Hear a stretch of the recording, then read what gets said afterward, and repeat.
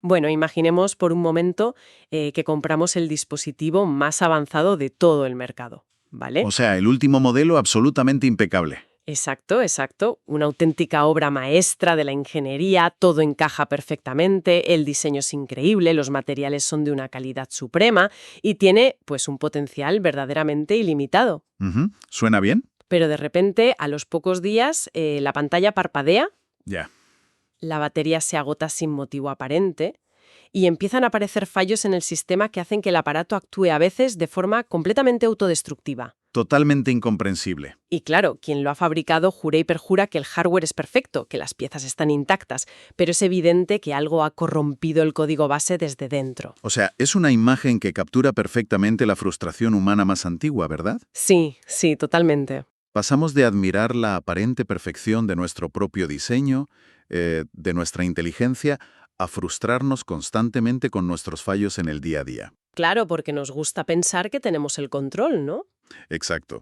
Nos gusta pensar que tenemos el control absoluto sobre nuestras vidas, pero esa sensación persistente de que algo en la maquinaria humana no funciona como debería, de que hay un cortocircuito entre lo que queremos ser y lo que realmente somos, pues es universal. Vale, vamos a desgranar esto, porque no estamos hablando de un problema técnico de un móvil, sino del mayor dilema de la condición humana. Así es. Y para abordarlo, hoy tenemos sobre la mesa un marco de pensamiento impresionante en este nuevo análisis a fondo. Vamos a sumergirnos en los apuntes académicos del teólogo y licenciado Douglas Paredes L. Unos apuntes fascinantes, por cierto. Madre mía, son un análisis exhaustivo. Abarcan, digamos, tres grandes bloques. La antropología, o sea, qué significa ser humano. Luego, la doctrina del pecado, que es dónde exactamente se torció todo. Y por último, la cristología. Que vendría a ser el mecanismo de restauración, el parche. Exacto. La misión de esta inmersión de hoy es explorar esta inmensa narrativa teológica no como un dogma árido y aburrido, sino como un mapa detallado que intenta explicar nuestra esencia, nuestra ruptura y, bueno, nuestra posible reparación. Y considero vital hacer este recorrido hoy, sinceramente. ¿Por qué lo dices? Pues porque vivimos en una era saturada de cinismo, de sobreinformación, donde la tendencia más común es reducir toda la experiencia humana a pura biología, ¿sabes? Sí, en plan, somos solo impulsos químicos y ya está. Exacto. Impulsos químicos o una serie de algoritmos predecibles. Lo que la perspectiva de Paredes ofrece es un paradigma diametralmente opuesto, o sea, dota de un significado trascendental y superestructurado a la existencia. Claro, le da un sentido a todo. Eso es. Para quienes nos escuchan, sea cual sea su trasfondo o sus creencias personales, este marco proporciona unas gafas filosóficas e históricas imprescindibles. Unas gafas para entender nuestra propia cultura. Totalmente. Es la lente a través de la cual una inmensa parte del pensamiento occidental ha concebido durante siglos conceptos tan fundamentales como la dignidad, el libre albedrío y nuestro propósito último en el universo. Exacto. Es ponerse esas gafas para ver cómo se construyó gran parte de nuestra sociedad. Y a ver, antes de poder entender qué es lo que falla en el código base de la humanidad, la lógica dicta que necesitamos comprender el plan original del diseño. Ujú. El diseño de fábrica. Eso es. Y el marco teológico que estamos analizando es rotundo desde la primerísima línea. El ser humano no es un accidente biológico. Nada de accidentes, no. No somos un error de cálculo de la evolución, ni polvo estelar aleatorio. Somos el fruto de un diseño deliberado, creado a imagen de Dios, por puro amor. Y para explicar cómo funciona esta maravilla de la ingeniería, se divide nuestra naturaleza en 4 capacidades únicas. 4 pilares fundamentales, sí. Es como si viniéramos de fábrica con un sistema operativo avanzadísimo de 4 núcleos interconectados. Me encanta esa analogía. Y a diferencia de una máquina donde podrías, no sé, extraer un núcleo defectuoso y sustituirlo por otro, aquí estos 4 elementos son absolutamente inseparables. Operan en una sinergia total. O sea, van todos a una. Exacto. El primer componente de este sistema operativo es la capacidad racional. Pero ojo, hay que entender esto bien, ¿eh? A ver, explícalo. No se trata simplemente de la inteligencia instrumental que usaría un primate para cascar una nuez, o, bueno, garantizar su supervivencia física. No es solo astucia, digamos. Para nada. Hablamos de autoconciencia. Somos la única especie que conocemos capaz de reflexionar sobre su propia existencia, de sentir angustia existencial o asombro estético al ver un paisaje. O al escuchar una canción, claro. Exacto. La razón, en este diseño original, tiene un propósito mucho más elevado que procesar simples datos de supervivencia. Está diseñada para buscar el porqué de las cosas, persiguiendo sin descanso lo que se define como la verdad suprema. Claro, no solo procesamos información, es que buscamos significado todo el rato. Buscamos la verdad con mayúsculas. Y eso enlaza directamente con el segundo núcleo, que, madre mía, me parece una carga bastante pesada: la capacidad moral. Uf, la moral. Ahí entramos en terreno pantanoso. Totalmente. Aquí entramos en el terreno de la libertad y de la conciencia.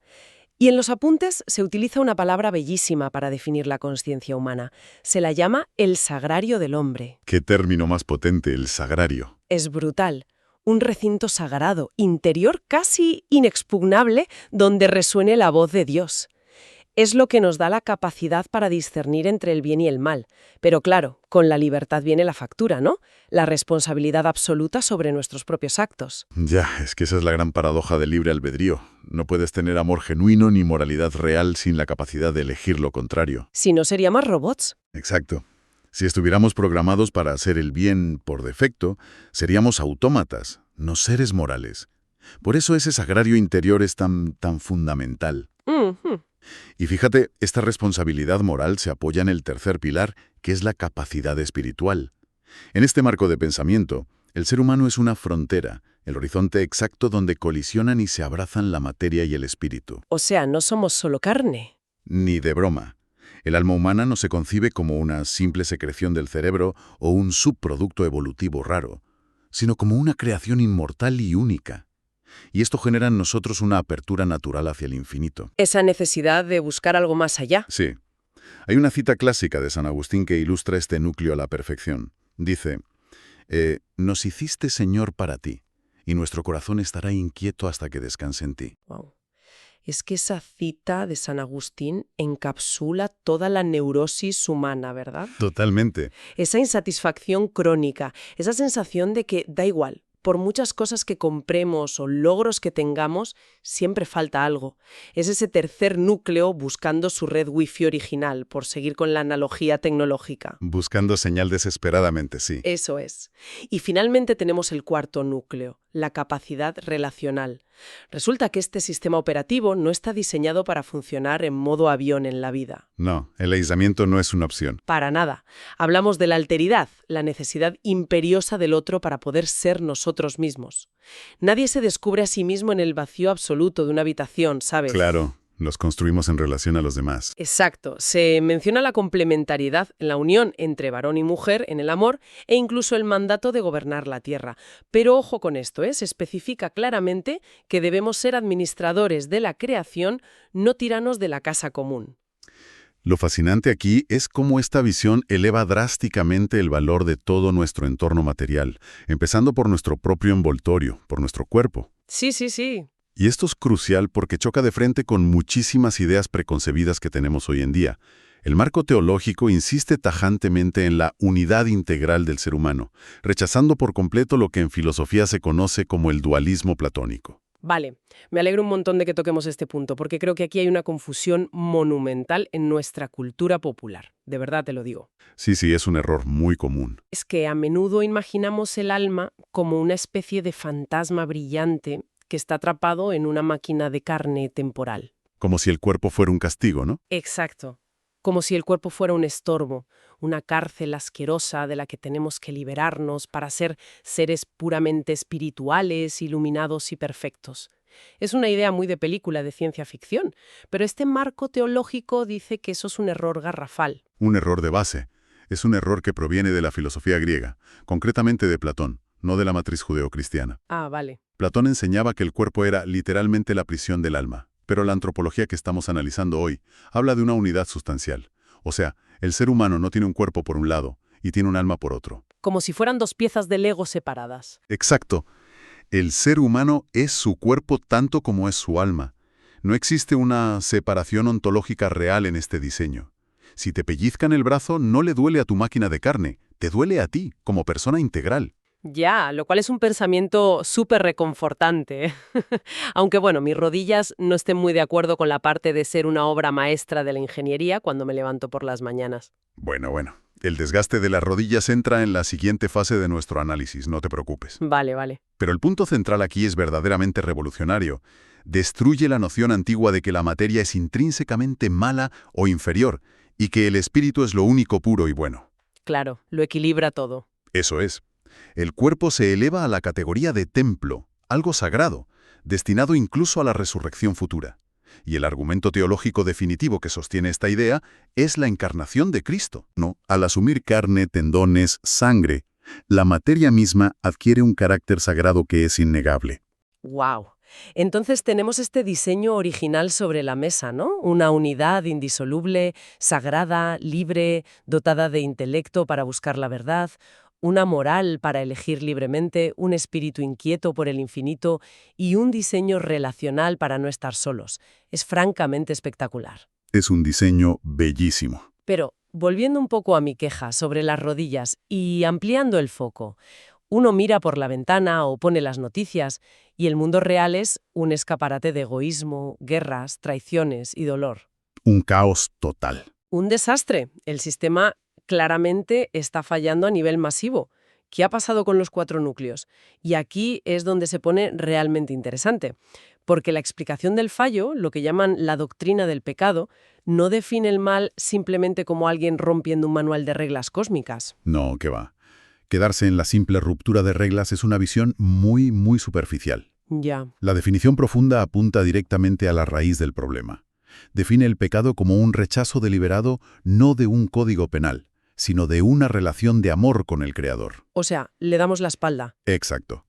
Es la pretensión del ser humano de erigirse como el centro absoluto y definitivo de toda la realidad, un concepto que en estos apuntes se denomina autonomía radical. Yo soy la medida de todas las cosas. Exactamente. Es casi agotador si lo piensas, ¿eh? Tener que inventar el sentido del universo uno mismo. Y cuando analizamos el origen de esto, el famoso relato de la caída en el Génesis con Adán y Eva, la raíz de todo no es la simple gula por morder una manzana o una fruta prohibida. No, la fruta es lo de menos. Lo que ocurre es una crisis de confianza brutal.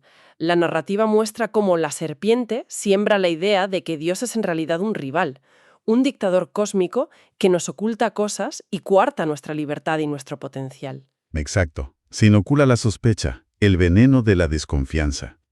Y una vez que la confianza en el Creador se fractura de esa manera, todo el sistema operativo colapsa.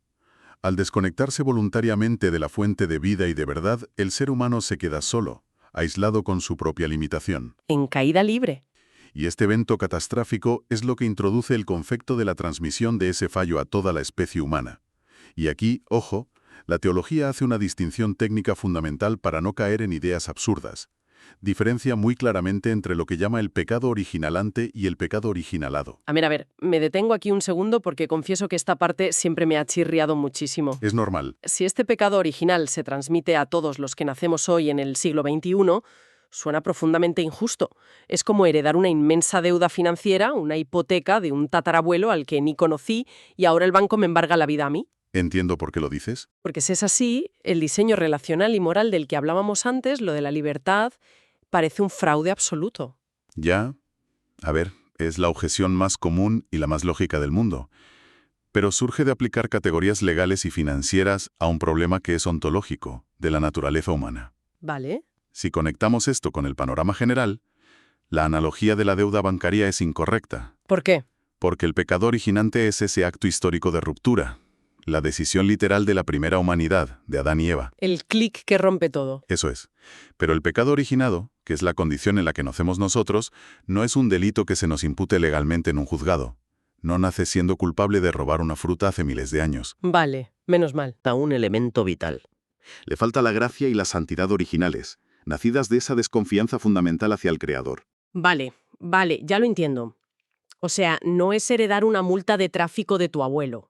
Es nacer con una predisposición genética. Exacto, por ahí va la cosa. O, volviendo a nuestra metáfora tecnológica del principio, es como descargarse un software inmensamente complejo al que, desde el servidor original, le falta una línea de código crítico debido a un hackeo antiguo. Esa es. No es culpa tuya que falte el código al descargarlo, pero el programa en tu ordenador va a dar fallos irremediablemente. Esa analogía del código base es impecable, de verdad. El pecado originado es un estado de carencia, es una privación de algo que debería estar ahí. Claro, te falta una pieza del motor. Y las consecuencias de operar con ese código truncado, con ese motor a medias, son devastadoras para la humanidad. Se manifiestan en 3 niveles súper claros. Primero, la separación espiritual, Ujú. que es la incapacidad natural de conectar con ese infinito que nuestro tercer núcleo anhela constantemente. Ya, el wifi no conecta. Exacto. Segundo, la corrupción moral, que la teología llama concupiscencia. Palabra, ¿eh? Sí, es un palabra técnico, pero básicamente no es otra cosa que esa inercia interna, esa fuerza gravitacional que nos arrastra constantemente hacia el egoísmo, la envidia y la gratificación inmediata. Incluso cuando sabemos perfectamente que está mal, lo hacemos igual. Ahí le has dado. Y tercero, el colapso físico, el sufrimiento, la enfermedad, el desgaste de tus rodillas y, en última instancia, la muerte. Madre mía. O sea, el hardware acaba cediendo y muriendo porque el software está en un bucle autodestructivo. Es un diagnóstico implacable, ¿eh? Muy duro, sí. Y lo más aterrador de este análisis, sinceramente, es la conclusión evidente. Un sistema operativo que está corrupto en su código base más profundo no puede reescribirse a sí mismo. Es imposible. No puedes usar el código roto para arreglar el código roto. Es un callejón sin salida. Totalmente. La humanidad, atrapada en esta autonomía radical y con esa inercia hacia el egoísmo que decías, es incapaz de lograr una autorreparación estructural por sus propios medios. Es que, si lo piensas bien, si el problema es de naturaleza infinita, porque es una separación de la fuente misma de la existencia, de Dios, ninguna cantidad de esfuerzo humano finito, por mucho que lo intentemos, puede tender ese puente de vuelta. Ya, no nos alcanzan los brazos. Imposible. Y esa impotencia existencial es lo que nos lleva inexorablemente a la tercera y última gran fase de este marco teológico y de los apuntes, la cristología. La gran solución. La intervención externa, el parche y la actualización definitiva desarrollada por el propio creador para restaurar el sistema. Llegamos a la solución técnica, por fin. La salvación. Y lo que me sorprende muchísimo de esta estructura en los documentos es que rechaza por completo la idea comercial de que la salvación es, no sé, un saldo de puntos positivos contra puntos negativos, ¿sabes? Exacto. Como un carnet por puntos, sí. Exacto. O un simple ticket dorado de entrada al paraíso que te dan y, ale, ya está, a sentarse. Se define muy claramente como un don gratuito, imposible de comprar con méritos propios. Porque ya lo pagó Cristo en la cruz. Exacto. Pero que opera tanto como un evento puntual como un proceso dinámico a lo largo de toda una vida. Se despliega en 4 pilares secuenciales, un verdadero camino de restauración o camino soteriológico.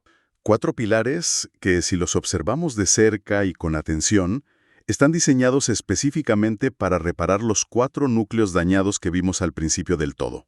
Todo encaja. Todo. El primer pilar de este proceso es la justificación. Es el evento fundacional. ¿Y en qué consiste exactamente? Pues tiene un carácter marcadamente judicial, pero a nivel divino. Dios declara justo a quien está roto y es culpable. Y ojo, no lo hace fingiendo que la persona no tiene fallos, sino porque el ser humano es, por decirlo metafóricamente, revestido o cubierto por la justicia perfecta de Cristo. Ah, vale.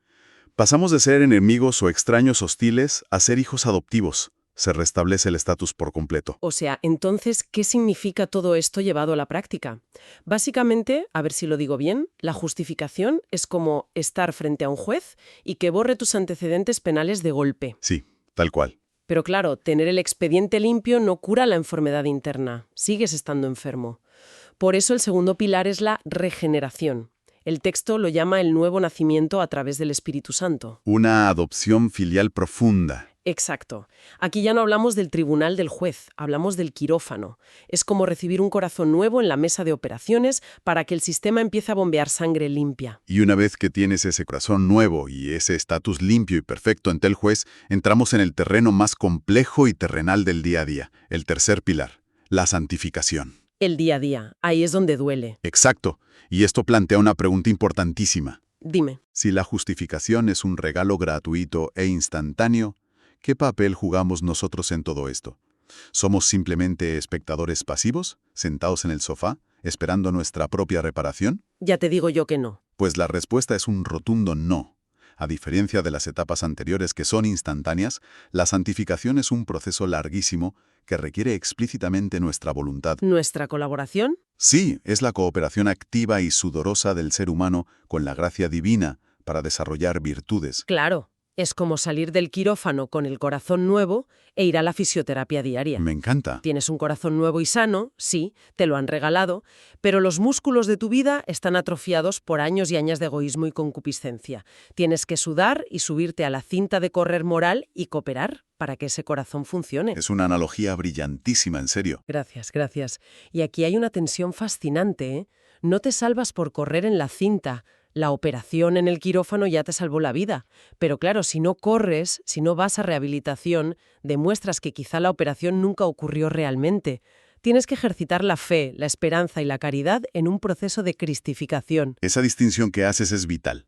Las obras, el sudor, no compran el corazón nuevo, pero son el latido evidente y sonoro de que el corazón funciona y está vivo. Totalmente. Y este esfuerzo humano, que siempre está sostenido por la gracia de Dios, respeta escrupulosamente la capacidad moral y la libertad del diseño original de la que hablábamos. No nos anula, claro. Eso es, Dios no nos anula ni nos convierte en robots para salvarnos, sino que nos capacita de nuevo para que elijamos libremente el bien.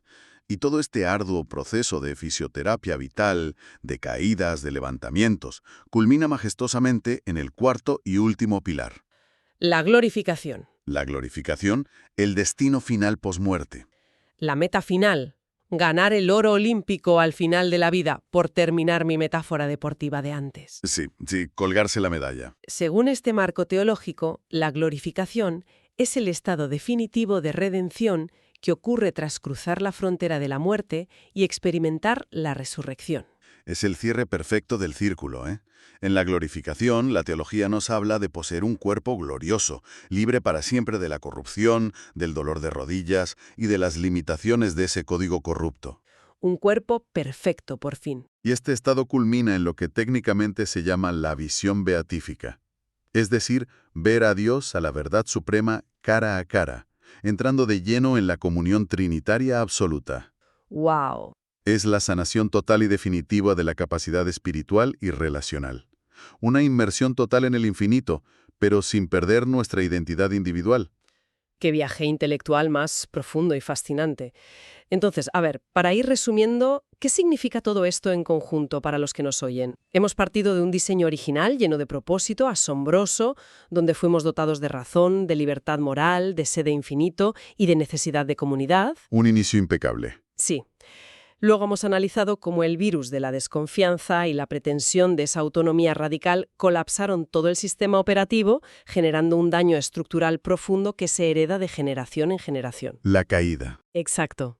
Y finalmente hemos desglosado el sofisticado parche de restauración, desde la absolución en el tribunal, el trasplante en el quirófano, pasando por la dura fisioterapia diaria de la santificación, hasta llegar a la glorificación en la eternidad. O sea, es, sin duda alguna, una de las arquitecturas de pensamiento más sofisticadas y esperanzadoras que existen sobre la condición humana. Desde luego. Nos proporciona un mapa integral no solo para entender la historia de la civilización occidental, sino para dar un sentido real a nuestras batallas éticas cotidianas, a nuestra sensación de insuficiencia constante y a ese anhelo inquebrantable de trascendencia que todos tenemos. Nos dice que no estamos solos en la lucha. Exacto. Nos dice que la ruptura actual, el dolor que vemos, no es nuestra verdadera naturaleza, sino una anomalía temporal que está en pleno proceso de reparación. ¡Qué mensaje más potente! Y bueno, para cerrar nuestra inmersión de hoy, nuestro análisis a fondo, quiero volver a un detalle que creo que lo cambia absolutamente todo para nuestro día a día. A ver, cuéntame. Hemos mencionado que la etapa culminante, la glorificación de la que hablábamos, no consiste en convertirnos en fantasmas de energía flotando en la nada entre las nubes. No, para nada. Sino en recibir y poseer un cuerpo glorioso, o sea, reafirmando una vez más que la materia es sagrada y que el desprecio por lo físico y el dualismo es un error filosófico garrafal. Totalmente de acuerdo. Pues bien, si aceptamos este marco como hipótesis de trabajo, si verdaderamente nuestro destino eterno exige e idealiza un cuerpo físico restaurado y la materia tiene un valor permanente, la pregunta es ¿Cómo debería cambiar esta idea la forma exacta en la que tratamos nuestra propia salud física, nuestro descanso y el entorno material que nos rodea hoy mismo? Uf, es una pregunta tremenda. Claro, es que si el cuerpo va a importar tanto en la eternidad, si no es una simple carcasa desechable, quizás sea hora de empezar a tratarlo como el templo sagrado que es, hoy mismo, en nuestra vida real. Es un cambio de paradigma brutal. Ahí dejamos esa reflexión final para que le deis una vuelta. Muchísimas gracias por acompañarnos en este viaje. Hasta el próximo análisis a fondo.